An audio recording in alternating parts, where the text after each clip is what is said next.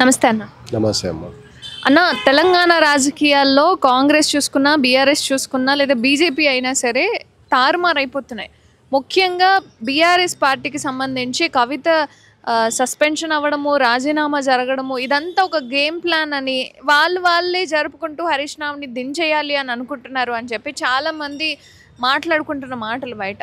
అసలు మీరేమంటారు? ఇదంతా ఎవరి మూలంగా జరుగుతుంది అంటారు? ఎవరి మూలంగా జరిగేది ఏం లేదమ్మా. మీరే అన్నారు కదా, అవాస్తవాలు వాస్తవాలు అని చెప్పేసి, గేమ్ ప్లాన్ అని చెప్పేసి. బీఆర్ఎస్ఏ గేమ్ ప్లాన్ అనుకోవాలి. ఇప్పుడు వాళ్ళు పదవిలో లేరు కాబట్టి ఏదో ఒకటి ఒక మూవ్ చేయాలి కాబట్టి కవితని ఒక లైమ్ లైట్లో పెట్టి చేస్తున్నారు. ఫ్యామిలీ డ్రామా అనుకోవాలి అంతే. అంటే ఆమె వాళ్ళ మీద మాట్లాడడం, సంతోష్ రావు హరీష్ రావుల మీద ఫ్యామిలీ మాట్లాడడం, ఇప్పుడు జగన్ షర్మిల ఎట్లయితే మాట్లాడుకుంటున్నారో ఇక్కడ కూడా అదొక వైఖరి తీయాలని చెప్పేసి అనుకుంటున్నారని చెప్పేసి అనుకోవచ్చు కదా. జగన్ షర్మిలది వేరు కదన్న. వాళ్ళు మొత్తం ఫ్యామిలీ ఆస్తులతో సహా తగాదాలు అయ్యి బయటకు ఏమో రేపు మనకు కూడా తెలవచ్చేమో. ఇప్పుడైతే ఒక మూవ్ అయ్యింది, అవి కూడా వారం 10 రోజులు అవుతుంది కదా తల్లి. నెల 2 నెలలు కానీ సంవత్సరాల తర్వాతనే మనకు తెలిసింది షర్మిలకి జగన్కి ఉన్న డిఫాల్ట్స్ ఏంటిది అనేది. ఇప్పుడు ఇక్కడ రోజులే కదా, వెయిట్ అండ్ సీ అంతే. మరి వెయిట్ అండ్ సీ అంతే. కేసీఆర్ ఏం మాట్లాడతాడు? ఇంత అవుతుంది, కేసీఆర్ ఏమైనా మాట్లాడుతున్నాడా? కేసీఆర్ ఏం మాట్లాడతలేడు కదా, కేటీఆర్ మాట్లాడతలేడు. ప్రజలు మనమే మాట్లాడుకుంటున్నామే కానీ అపోజిషన్ వాళ్ళు వీళ్ళు. ఇప్పుడు ఉండేది ఏంటంటే మూమెంట్, దాని ప్రకారం మాట్లాడుకోవడానికే ఒక టాపిక్ కావాలి కాబట్టి, హాట్ టాపిక్ కాబట్టి దాని ప్రకారం మాట్లాడడం అన్న ఒక ఇంటెన్షన్ అని చెప్పేసి అనుకోవాలి. అంతేగాని వేరేది ఏం లేదు. హాట్ టాపిక్ అనేది అయితే నాకైతే అనిపిస్తలేదు. అంటే ఇది ఇప్పుడు ఎలక్షన్స్ టైం కూడా కాదు కదా, స్థానిక ఎలక్షన్స్ ఉన్నాయి, వాళ్ళకే లోట్ అయింది. ఇప్పుడు ఆమె వాళ్ళ పార్టీలో ఉండి వాళ్ళని తిడుతుంది అంటే ఇది కొంచెం నెగిటివ్ పాయింటే కదా. నెగిటివ్ మనకే అనిపిస్తుంది అమ్మా. రాజకీయ రకంగా వాళ్ళు రేపు గెలిచిన తర్వాత మళ్ళీ కలిసిపోతే ఇంకేమవుతుంది? మనం ఇంత ఓటు వేసిన తర్వాత మళ్ళీ వెళ్ళి కలవడానికి స్కోప్ అనేది ఉంది కదా వాళ్ళకి. మొత్తం వాళ్ళదే కదా, ఫ్యామిలీ డ్రామానే కాబట్టి దాని గురించి మనం ఏం మాట్లాడద్దు. అంటే రేవంత్ ఇన్వాల్వ్మెంట్ ఏమైనా ఉందంటారా?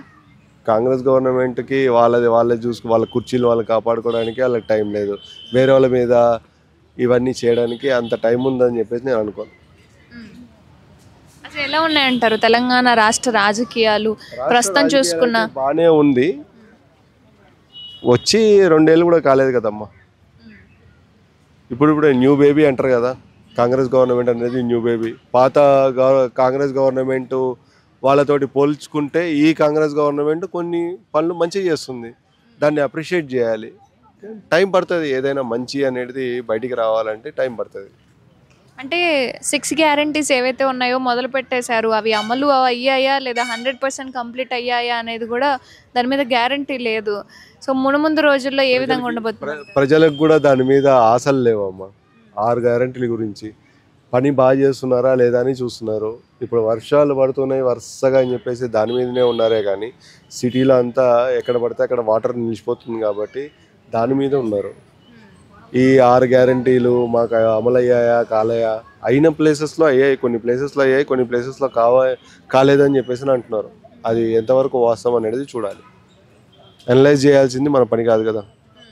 ఇంప్లిమెంటేషను అప్లికేషన్స్ ఏవైనాయి అనేది గవర్నమెంట్ వాళ్ళదే పని. కొన్ని ప్లేసెస్లో అయినాయి అని చెప్పేసి కొంతమంది అన్నారు, పబ్లిక్ కాలేదని కొంతమంది అన్నారు. ఎట్లనో ఉంటాయి, అప్స్ అండ్ డౌన్స్ అనేది ప్రతి గవర్నమెంట్లో ఉంటాయి. దాని గురించి మాట్లాడుకోకపోవడమే మంచిదని అనుకుంటా. సాఫీగా పోతుంది కదా గవర్నమెంట్, పోనీయండి. సో మొత్తానికి కాంగ్రెస్ గవర్నమెంట్ పర్వాలేదు అని అనిపించుకుంటుంది అంటారు ఈ 2 ఏళ్ళలో? ఆబ్వియస్లీ అనిపించుకుంటుంది. 10 సంవత్సరాలకి ఉన్న దానికి మార్పు 2 సంవత్సరాల్లో మార్పు అనేది ఇమీడియట్గా కనిపించదు కదా తల్లి. It will take time. Telangana రాష్ట్ర రాజకీయాల్లో బీఆర్ఎస్ పార్టీకి సంబంధించి కవిత సస్పెండ్ అవ్వడము, ఆమె రాజీనామా అవ్వడం జరిగింది. అవును. సో ఇదే విధంగా వైఎస్ఆర్సీపీ పార్టీలో షర్మిల పరిస్థితి కూడా అట్లే అయింది. కవిత పరిస్థితి కూడా అట్లనే అయిందంటారా? కవిత గారు వచ్చేసి ఒకటి లిక్కర్ స్కామ్ చేయడం చాలా బాధాకరం. ఎందుకంటే ఒక మహిళ ఉండి తెలంగాణ రాష్ట్ర ప్రజలకు, తెలంగాణ రాష్ట్ర యువతకు, ప్రజలకు కానీ ముందుగా బేషరతుగా క్షమాపణ చెప్పాలి. అంతేకాకుండా వాళ్ళు సస్పెన్షన్ అనేది అది మంచి నిర్ణయం. ఎందుకంటే పార్టీలో ఎవరు తప్పు చేసినా ఒకేలాగా కార్యకర్తకైనా కన్న కూతురికైనా ఒకేలాగా శిక్ష వేసాం అనేది ఒక బీఆర్ఎస్ పార్టీ ఒక సంకేతం కార్యకర్తలకు ఇచ్చింది. అలాగే కవిత గారు తెలంగాణ జాగృతాన్ని స్థాపించారు. మీరు తెలంగాణ కోసం ఎలాంటి ఉద్యమాలు చేయలేరు. మీరు అప్పుడు హైదరాబాద్లో ఉన్నారు. తెలంగాణ ఉద్యమం చేసింది తెలంగాణ ప్రజలు, తెలంగాణ యువకులు. అలాగే మీ కుటుంబ విషయాన్ని మీరు పబ్లిక్లో తీసుకొచ్చి అలా కాకుండా పబ్లిక్ మొత్తం అంటగట్టి కేసీఆర్కి ఏదో అన్యాయం చేస్తే తెలంగాణ ప్రజలకు ఏదో అన్యాయం చేసినట్టు కేసీఆర్ గారిని అరెస్టు చేస్తే అతను సిబిఐ కానీ ఈడీ కానీ కాళేశ్వరం కుంభకోణం కానీ ఈడీ వస్తుంది కదా, సిబిఐ వస్తుంది కదా, సెంట్రల్ బ్యూరో వస్తుంది కదా, వచ్చినాక ఎంక్వైరీ చేసి నిజ నిర్ధారాలు మొత్తం బయటపెట్టి సాక్ష్యాలు వాళ్ళు ఇస్తారు. రిపోర్ట్ జడ్జి, మనం జడ్జిలం కాదు, ప్రజలు. తప్పలేదు మేడం, ఎందుకంటే కన్న కూతురైనా కార్యకర్తలకైనా ఒకటే రూల్ అనేది కేసీఆర్ గారు ఒక మంచి సంకేతాన్ని తెలంగాణ ప్రజల ముందు పెట్టిరు. అలా కాకుండా ముఖ్యంగా వాళ్ళు సస్పెండ్ చేయడం మంచి పరిణామమే. వాళ్ళు కాళేశ్వరం కుంభకోణం కానీ ఇప్పుడు కొన్ని వందల కోట్లు, వేల కోట్లు కాదు మేడం, తెలంగాణ బడ్జెట్ కదా, ఎందుకంటే మనం నష్టపోతాం. కాబట్టి దాన్ని ఎంక్వైరీ చేసి సిబిఐ ఎంక్వైరీ చేసి దర్యాప్తు చేసి అతి తొందరలోనే తెలంగాణ ప్రజలకు ఆ యొక్క సొమ్ముని వంచాలని, తెలంగాణ యువతకు ఉపాధిలు కూడా దాని ద్వారా ఏదైనా కల్పించాలని, కంపెనీలు కానీ పార్కులు కానీ ఇంకేదైనా ఉపాధి కల్పించాలని కోరుకుంటున్నాం. అంటే సీతక్క గారు ఏమన్నారంటే ఈ కవిత గారు చేస్తుందంట డ్రామా, ఎందుకంటే వాళ్ళ ఫ్యామిలీ మెంబర్స్ చివరికి కలిసిపోతారు. బట్ వీళ్ళు ఏంటంటే కాళేశ్వరం ప్రాజెక్ట్ విషయంలో జరిగిన సిచ్యువేషన్ అంతా అది డైవర్ట్ చేయడానికి వాళ్ళు ఈ డ్రామా ఆడుతున్నారని చెప్పేసి అంటున్నారు. డ్రామాని కాదు, నాకైతే డ్రామాలే అనిపిస్తలేదు. ఎందుకంటే వాళ్ళు డ్రామాలాగా అయితే సస్పెండ్ చేయరు. ఆమె మొన్న వాళ్ళ ఇంటర్వ్యూ కూడా చూసిన కవిత గారిది, చాలా బాధతో చెప్పింది. ఉండొచ్చు, పార్టీ అన్నాక ఉంటాయి, విభేదాలు ఉంటాయి, నచ్చిన వాళ్ళు ఉంటారు, నచ్చిన వాళ్ళు ఉంటారు, రకరకాల మనుషులు ఉంటారు. అయినప్పుడు కూడా వాళ్ళకి నచ్చలేరు, పార్టీ సస్పెండ్ చేసింది. సో ఆవిడ ప్రెస్ మీట్ లో ముఖ్యంగా హరీష్ రావు గారిని అండ్ సంతోష్ కుమార్ గారిని టార్గెట్ చేసినట్టుగా వాళ్ళిద్దరు వెన్నుపోటు పొడుస్తున్నారు పార్టీలో మాతో ఉంటూ అని చెప్పేసి అంటున్నారు. అవును మేడం, అవును, ఆయన చెప్పింది 100% నిజం. మాది టీఆర్ఎస్ కాకపోయినప్పటికీ కూడా మేము ఏం చెప్పదలుచుకున్నామంటే తెలంగాణ సొమ్మును తెలంగాణ ప్రజలకు వంచండి. హరీష్ రావు అయినా, కేటీఆర్ అయినా, సంతోష్ రావు అయినా, ఇంకే రావులైనా తెలంగాణ ఆస్తి మీ సొత్తు కాదు, తెలంగాణ ప్రజల సొత్తు. మేము కష్టపడి పోరాడి ఉద్యమాలు చేసి మేము అనేక రకంగా దెబ్బలు తిని మేము తెలంగాణ తెచ్చుకున్నాం. అంటే నువ్వు చెప్తున్నట్టు ఇప్పుడు బీఆర్ఎస్ పార్టీలో ఉన్న ఆస్తులన్నీ కూడా ప్రజల సొమ్మే అంటావా? అంతే కదా మేడం. ఫస్ట్ వాళ్ళ ఆస్తులు ఎంత ఉండే మేడం? తక్కువ ఉండే కదా మేడం. వాళ్ళ ఆస్తులు తక్కువ ఉండే. వాళ్ళు సైకిల్ మీద తిరిగిన రోజులుని, రబ్బర్ చెప్పులు వేసుకున్నామని వాళ్ళే చెప్తారు. ఇప్పుడేమో కోట్లు ఆస్తులు కానీ ఇంకా బడ్జెట్ ఏడికెంచి వచ్చిందో తెలంగాణ ప్రజలకు చెప్పాలి. వాళ్ళు ఎట్లా సంపాదించుకుంటారు అదే ట్రిక్ చెప్తే మేము కూడా సంపాదించుకుంటాం. మళ్ళీ చిన్న ఉద్యోగాలు చేసి 15,000 20,000 జీతాలు ఎందుకు ఇస్తాం? అదొక ఎట్లా సంపాదించాలో చెప్పారు అనుకో, మేము కూడా అలానే ఇస్తాం. మళ్ళీ తెలంగాణ జనాభా 4 కోట్ల జనాభా, అందులో 2 కోట్లు యువకులు ఉంటారు, 2 కోట్లు మహిళలు ఉంటారు, దాదాపు సుమారు.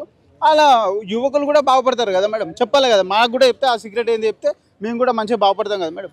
నువ్వన్నట్టే ఇప్పుడు కవిత గారు కూడా అనింది కరెక్టే కదా, లైక్ ఆమె కూడా వాళ్ళ ఆస్తులు ఇట్లా పెరిగినాయి అని చెప్పి మాట్లాడింది కదా, అందులో తప్పే ఉంది.